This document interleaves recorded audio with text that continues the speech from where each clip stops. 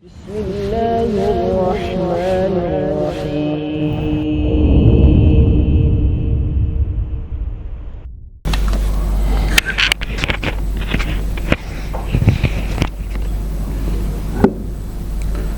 بسم الله الرحمن الرحيم. السلام عليكم ورحمة الله وبركاته.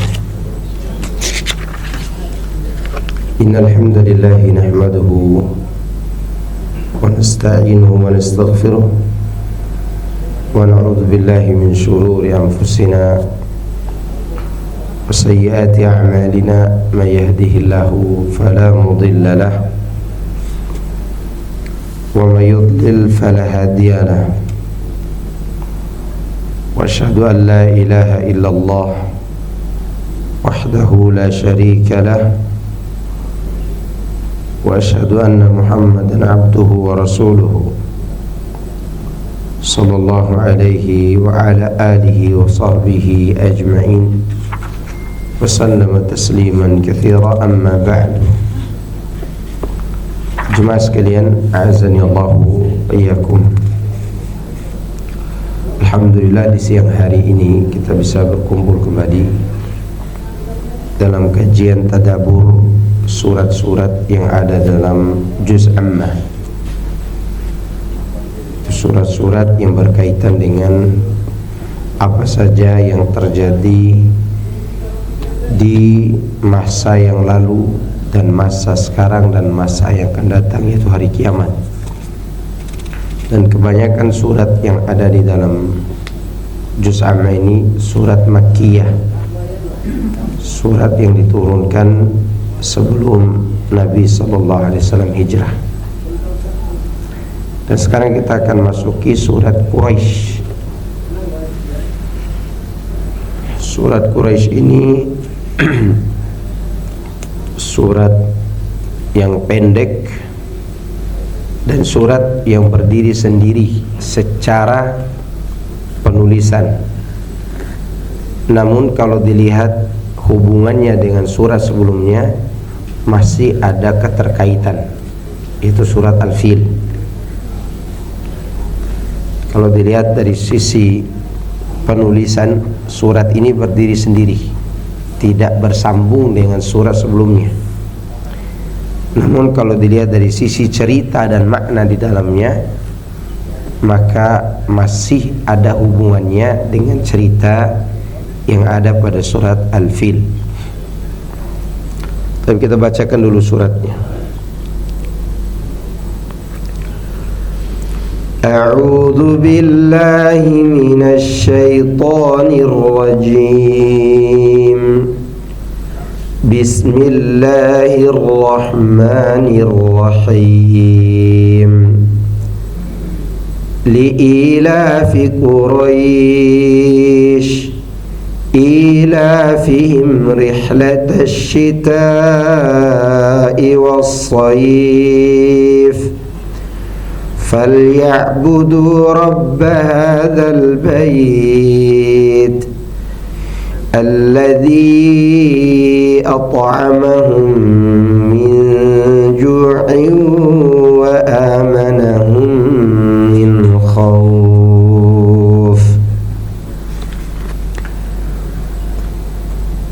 Yang artinya, karena kebiasaan orang-orang Quraisy, yaitu kebiasaan mereka melakukan perjalanan pada musim dingin dan musim panas,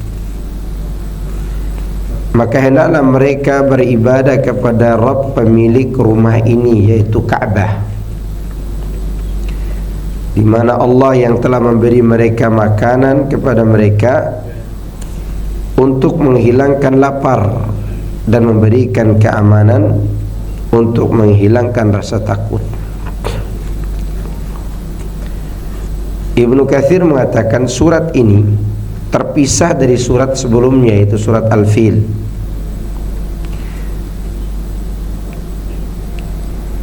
Para ulama menulis antara keduanya garis bismillah, berarti pembatas. Artinya suratnya terpisah. Meskipun secara makna ia bersambung dengan surat sebelumnya, sebagaimana dijelaskan secara jelas oleh Muhammad bin Ishaq dan Abdurrahman bin Zaid bin Aslam. Karena menurut dua ulama tersebut, maknanya adalah kami menghalangi pasukan gajah memasuki kota Mekah, dan kami binasakan pasukan gajah karena kebiasaan orang-orang Quraisy. Sebenarnya terjemahan karena ini seharusnya diterjemahkan demi menyelamatkan kebiasaan orang-orang Quraisy. Itu kalau bahasa kita yang lebih mudah dipahami. Ya, kami hancurkan pasukan bergajah demi menjaga kebiasaan orang-orang Quraisy. Gitu. Yakni kebiasaan mereka atau berkumpulnya mereka di negeri Mekah dalam keadaan aman sentosa. Ada juga yang menyatakan bahwa yang dimaksud dengan hal itu adalah kebiasaan mereka melakukan perjalanan pada musim dingin ke kota Yaman dan pada musim panas ke kota Syam untuk berdagang dan keperluan lainnya. Jadi orang-orang Quraisy itu memiliki rasa aman di dalam kota dan di luar kota. Ya. Kembalinya, kemudian mereka kembali ke negeri mereka dengan aman juga, yaitu aman dalam perjalanan mereka karena keagungan mereka dalam pandangan orang-orang, sebab mereka termasuk penduduk kota suci, yaitu Mekah, kota Allah. Jadi orang-orang Quraisy itu kenapa mereka mendapatkan keamanan? Karena mereka tinggal di kota yang dicintai Allah, kota Mekah. Ya. Aman di dalam negerinya, aman di luar negeri. Karena pada saat itu manusia di luar perbatasan tanah haram itu selalu melakukan pertumpahan darah, pembunuhan, perampokan, penculikan, tidak aman. Ya, di luar tanah haram tidak ada yang aman. Namun di dalam tanah haram itu orang-orang tidak berani melakukan perbuatan jahat.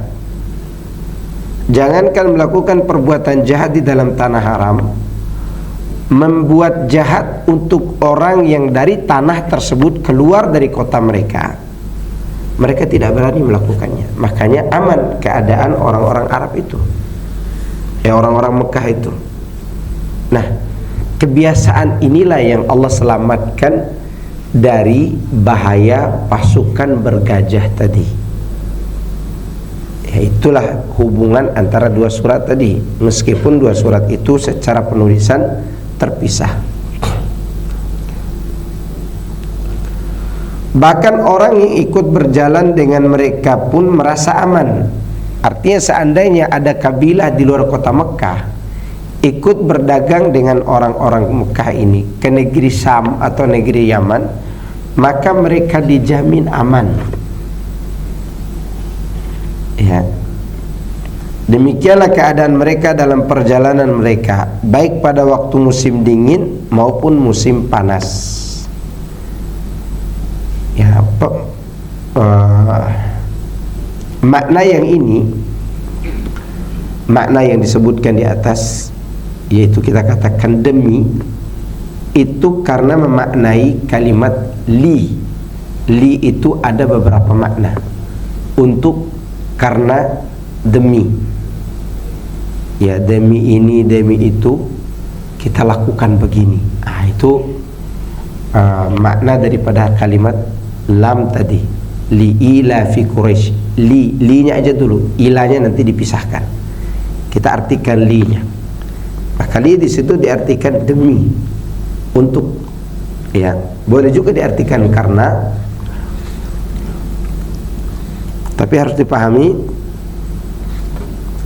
karena di sini artinya kayak bahasa kita tadi, demi menjaga. Itu menunjukkan bahwa Allah menjaga kondisi mereka. Sedangkan mengenai pemukiman mereka di negeri tersebut, Allah berfirman, awalam yarau anna ja'alna haraman amina wa yatakhattafun nasu min hawlihim. Dan apakah mereka tidak memperhatikan bahwa sesungguhnya kami telah menjadikan negeri mereka tanah suci yang aman, sedang manusia sekitarnya saling rampok-merampok. Ya, jadi sekitar Mekah itu orang saling rampok. Dan ini Allah ceritakan dalam suratul Ankabut ayat 67. Nah, oleh karena itulah Allah berfirman, li'ila fi Quraisy, hanya untuk mengingatkan saja agar mereka tidak terus melakukan perbuatan syirik, agar mereka tidak menyembah berhala, agar mereka tidak membangkang, agar mereka tidak mengusir-ngusir Rasulullah sallallahu alaihi wasallam. Artinya, sebagaimana Allah telah memberikan kalian kenikmatan ini, maka kalian harus menerima apa yang Allah syariatkan.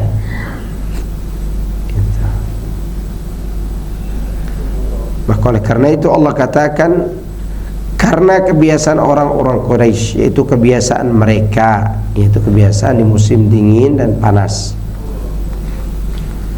Ini sebagai pengganti pertama sekaligus sebagai penafsir baginya. Penafsir bagi kalimat li'ilafi. Apa sih ilaf itu?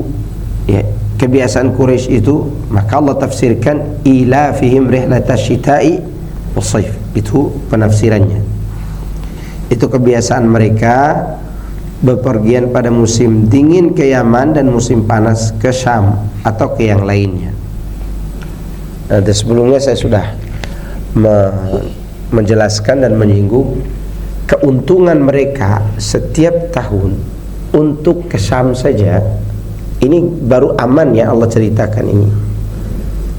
Belum lagi disebutkan oleh ahli sejarah keuntungan orang Quraisy itu kalau berdagang kurang lebih 250.000 dinar setahun di Syam saja, belum ke Yaman, belum ke Ethiopia, karena mereka juga mengimpor makanan pokok dari Ethiopia, dari Habasyah.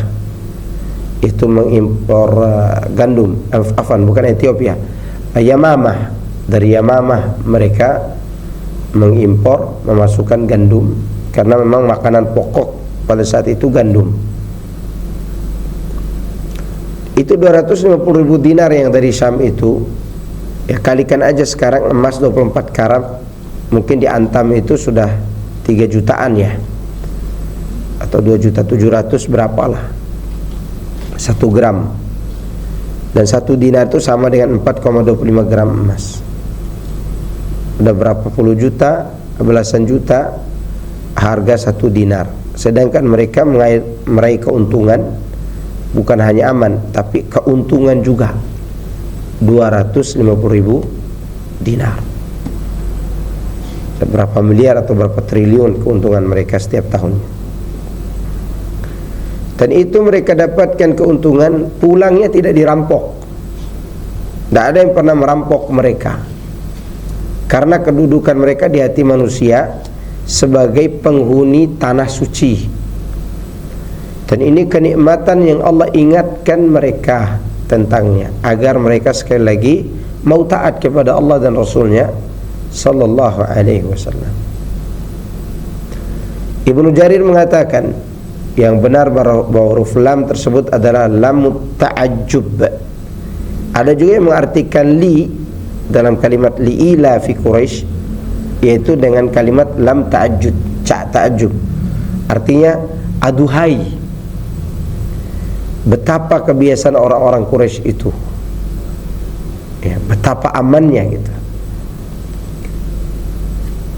Atau bermakna keheranan, ya, seakan-akan mereka dibuat heran oleh kebiasaan kaum Quraisy dan juga nikmat Allah yang Dia berikan kepada mereka dalam hal tersebut. Seakan-akan setiap orang yang melihat mereka ini, hebat sekali ya orang Quraisy itu, gitu. Maka lam itu berperan sebagai lamu ta'ajjub namanya. Ada namanya lamu ta'lil, ada lamu taukid, ada lam ta'ajjub. Nah, di sini ada yang mengartikan lam ini di kalimat li'ila, li-nya itu kan huruf yang berdiri sendiri sebenarnya walaupun bersambung dalam tulisan. Li itu huruf yang berdiri sendiri dalam makna. Nah, ini bisa diartikan karena, bisa diartikan wah gitu, betapa, atau heran. Lebih lanjut Ibnu Jarir mengatakan yang demikian itu karena adanya ijma' kaum muslimin yang menyatakan bahwa keduanya merupakan surat yang terpisah dan masing-masing berdiri sendiri. Yaitu keduanya maksud di sini surat Al-Fil dan surat Quraisy. Nah, kewajiban mereka seharusnya setelah mereka mendapatkan semua keistimewaan itu adalah bersyukur kepada Allah dengan cara berhenti berbuat syirik dan melakukan peribadatan hanya kepada Allah saja. Maka oleh karena itu Allah setelah mengingatkan akan nikmat tersebut, Dia memberitahukan tujuan dari peringatan itu. Ya. Tujuannya adalah Allah membimbing mereka untuk mensyukuri nikmat yang Allah agungkan ini atau yang Allah besarkan ini. Di mana Allah Subhanahu wa taala berfirman, "Falyabudu rabb hadzal bait." Maka hendaklah mereka beribadah kepada Rabb pemilik rumah ini. Nah, pesan moral dari semua ini adalah setiap orang yang mengucapkan alhamdulillah, kalau dia tidak beribadah kepada Allah, maka dia tidak dianggap bersyukur. Karena orang-orang Quraisy juga bisa mengucapkan kalimat-kalimat itu. Mereka bisa mengatakan wallahi, mereka bisa memuji Allah juga. Allah Maha Besar juga mereka bisa melakukannya. Tetapi mereka tidak beribadah kepada Allah, maka mereka belum dianggap bersyukur kepadanya.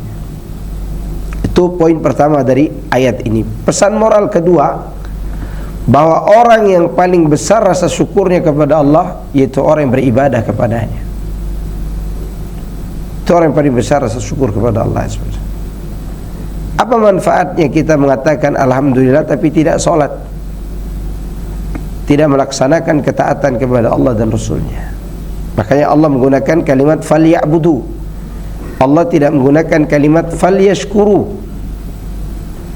Walaupun di ayat-ayat yang lain disebutkan tentang dengan kalimat syukur, tapi di ayat ini Allah sebutkan kalimat syukur dengan kalimat ibadah. Demikian juga Allah menyebutkan untuk keluarga Nabi Daud. Ketika Allah menyuruh keluarga Nabi Daud bersyukur kepada Allah, Allah gunakan kalimat amal, syukur dalam bentuk sikap. Kata Allah, wa'malu ala Daud syukra. Wahai keturunan Daud, kalian amalkan syukur. Ya. Karena dengan sikap itulah kita dianggap bersyukur. Maksudnya adalah hendaklah mereka mentauhidkan Allah dengan beribadah sebagaimana Dia telah menjadikan bagi mereka tanah suci yang aman sekaligus ramah, rumah mereka yang suci.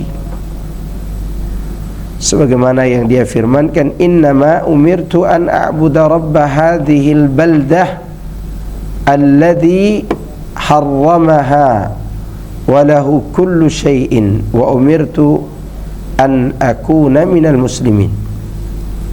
Aku ini hanya diperintahkan untuk beribadah kepada Rabb pemilik negeri ini yang telah menjadikannya suci dan miliknya lah segala sesuatu, dan aku diperintahkan supaya aku termasuk orang-orang yang berserah diri.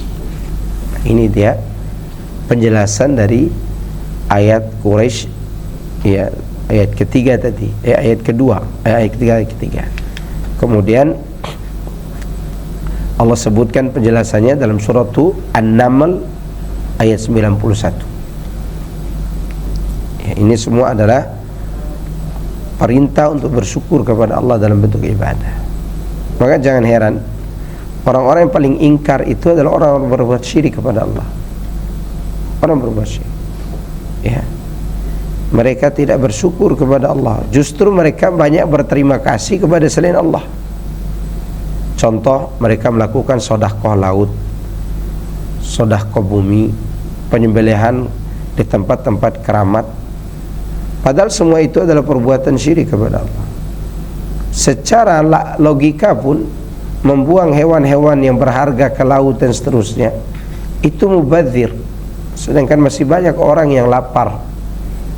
Mereka kira itu cara mereka bersyukur. Tidak, itu perbuatan syirik, ya. Kalau secara logika pun tidak terima itu. Saya punya pengalaman dalam hal itu. Ada seorang yang sakit parah, hampir mati gara-gara sakit perut. Sebelum itu ana diminta untuk meruqyahnya, tapi ana syaratkan setelah saya ruqyah jangan panggil dukun. Kalau panggil dukun saya tidak mau datang ruqyah lagi. Qadarullah, sepulang saya ruqyah, dukun itu teman dekatnya. Datanglah dukun malam harinya. Waktu itu saya lagi duduk di pos kamling sama anak-anak muda. Duduk, ternyata dukun sudah ke rumah bapak tadi. Tidak jauh dari pos kamling itu rumahnya. Selesai dukun itu datang, dukun itu mengatakan bawa 2 ekor ayam ini ke tempat di mana dia mengambil rumput, karena ada penunggu di sana yang mengganggunya, kata dukun. Lalu lewatlah menantu orang ini di depan kami yang di pos kamling itu sedang bawa 2 ayam, lumayan besar ayam, dan akan dilepas di sana. Saya tanya kepada si menantunya itu, mau dibawa kemana ayam tuh? Mau dikasih ke tempat keramat. Bukan tempat keramat tuh, mau dikasih setan, saya bilang. Sini kan 2 ekor ayam tuh kami sembelih di pos kamling ini, kami masak-masak, nanti lapor ke mertuamu, sudah diambil sama ustadz. Akhirnya kami masak-masak tuh ayam. Besoknya divonis oleh dokter harus dioperasi perutnya, karena itu bukan penyakit karena setan, saya bilang. Itu memang penyakit medis, saya bilang. Alhamdulillah sembuh dengan medis perutnya. Sekarang sudah bisa beraktivitas. Itu semua adalah tipu daya syaitan. Karena di kampung mereka tidak berani juga marah-marahin kita. Yang kita ambil, kita sembelih. Kenapa? Karena itu akan menambah pengingkaran kepada Allah. Alhamdulillah, dengan cara itu mereka faham. Dia bisa sembuh, padahal ayam tidak dibuang di tempat yang dianggap keramat. Saya sampai bilang, ini bukan dikasih ke tempat keramat, ini dikasih ke setan. Daripada dimakan setan, biar kami manusia ini yang masaknya, kita makan. Nah, ini yang harus kita perhatikan, bahwa orang yang paling ingkar kepada Allah itu mubadzir juga adalah orang yang berbuat syirik. Dan kadang jorok orang-orang yang berbuat begitu.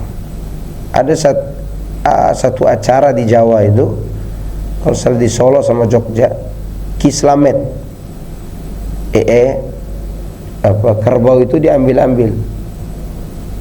Salah satu ustadz kami yang mengajarkan kami tauhid pernah masuk ke kandang Kislamet itu yang ada di Solo. Betul, kerbau-kerbau itu memandang kita, kata dia, dengan pandangan makhluk yang memahami siapa yang masuk. Ya udah, dia rasuki jin. Jin itu begitu kan. Antum lihat HP depan saya ini, kalau antum anggap ini keramat, ini bisa bergerak-gerak sendiri ini. Akan didatangi jin. Jin itu mempermainkan kita, mempermainkan kelemahan kita. Nah, kalau antum anggap pohon beringin tempat untuk bersemayamnya jin-jin, maka jin itu datang bukan karena pohon beringin, tapi karena keyakinan kita. Ternyata pohon beringin itu kalau diteliti-teliti, kalau dia berada di gunung, dia menyimpan air. Orang-orang dulu karena takut ditebang pohon itu, maka dibuatlah mitos bahwa ini pohon keramat, supaya air tetap ada. Karena orang kalau dibilang ini menyimpan air, tetap ditebang oleh manusia. Tapi kalau dibilang ini keramat, mereka akan merawatnya. Ini kesalahan juga dalam menyampaikan berita. Dan pohon itu memang pohon yang banyak menyimpan air. Dan saya jadi saksi di atas gunung-gunung yang tempat kita bercocok tanam itu, pohon-pohon beringin itu tempat situ kita ambil air musim dingin maupun musim panas. Mereka tidak berani menebang bukan karena airnya, tapi karena pohonnya dianggap tempat keramat. Dan ini menunjukkan manusia itu mudah dibodoh-bodohi dalam hal ini. Dan itulah manusia yang paling ingkar. Dan itu yang dilakukan oleh orang-orang Quraisy. Ya, mereka menganggap tempat, menganggap pohon, menganggap batu sebagai tempat keramat. Maka Allah ingatkan, "Falyabudu rabb hadzal bait." Dan Allah beritahukan alasannya. Alasannya diberitahukan sebelum ayat ini dan setelah ayat ini. Alasan pertama yaitu nikmat usaha dan nikmat keamanan dan nikmat hasil. Nikmat usaha adalah mereka pergi berdagang. Orang kalau dapat untung, usahanya aja udah nikmat, ya enggak? Antum lagi dagang online sekarang nih, saking nikmatnya usaha itu, antum udah tidur sampai jam 12 malam untuk membuat apa? Perencanaan iklan, perencanaan ini, perencanaan itu. Kenapa dilakukan itu? Karena menikmati. Orang-orang ini berjalan ke Syam, ya, dari Mekah ke Syam itu bukan 100-200 kilo. Dari Madinah dari Mekah ke Tabuk aja udah 1.300 kilo. Belum dari Tabuk ke Syam. Tabuk itu masih dalam negara Saudi sekarang. Ya. Belum ke Jordannya, belum ke ke Palestinnya, belum ke Surianya. Saking jauhnya. Kenapa mereka bisa lakukan itu? Karena memang usaha itu nikmat. Usaha yang menguntungkan, belum keuntungannya. Nah, karena nikmat usaha itu Allah katakan falyabudu rabb hadzal bait. Kemudian Allah ceritakan tentang nikmat hasil. Apa hasilnya? Alladzi at'amahum min ju'. Yang telah memberi makan kepada mereka untuk menghilangkan lapar. Yakni dia pemilik rumah ini, Allah Azza wa Jalla, dialah yang telah memberi makan kepada mereka dari rasa lapar. Wa amanahum min khauf, dan mengamankan mereka dari ketakutan. Kalau antum punya banyak harta tapi kondisinya takut, nikmat enggak? Enggak nikmat. Sekarang misalnya posisi kita berada di sekitar bandara Qatar, punya gedung gitu. Lalu bandara itu dibombardir terus oleh Iran, kira-kira antum merasa senang kah? Padahal kita punya gedung gitu, punya rumah di situ. Jadi punya harta tanpa rasa aman itu tidak nikmat.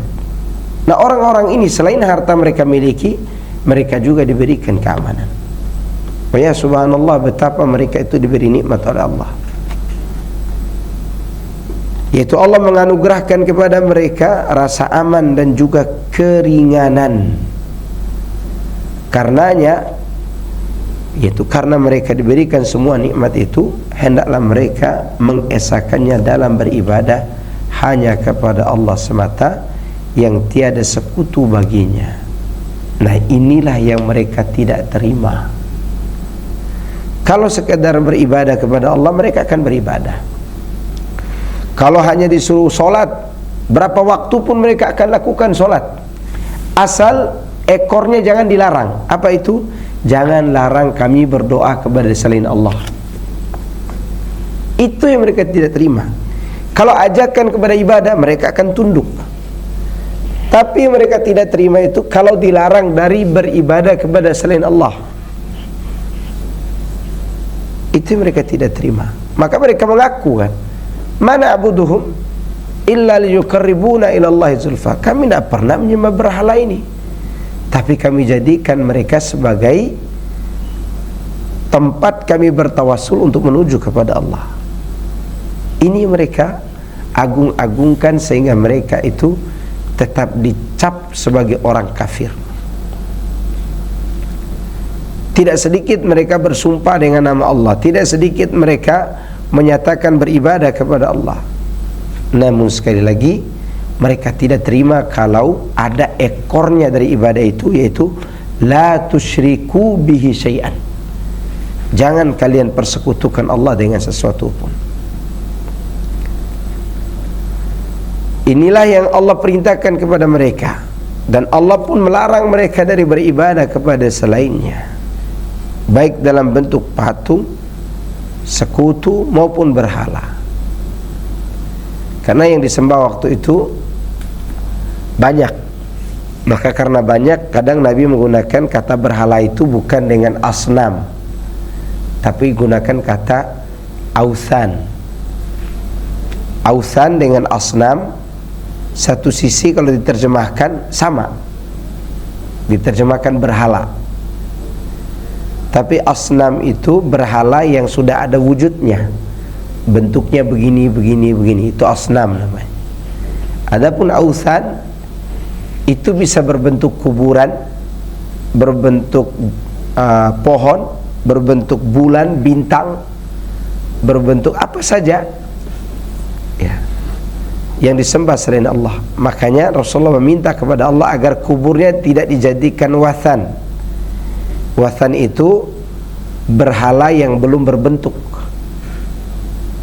ya, karena tidak mungkin orang membuat berhala serupa dengan Nabi.